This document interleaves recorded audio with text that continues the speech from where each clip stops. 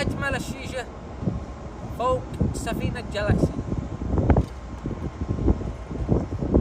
طبعا السفينة مفتوحة للجميع، الدخول ب500 ريال، دخول خزن شيش كيف، والناس بيطلبوا الله، اللي معه ميزان واللي بيبيع مشبك فوق السفينة والذي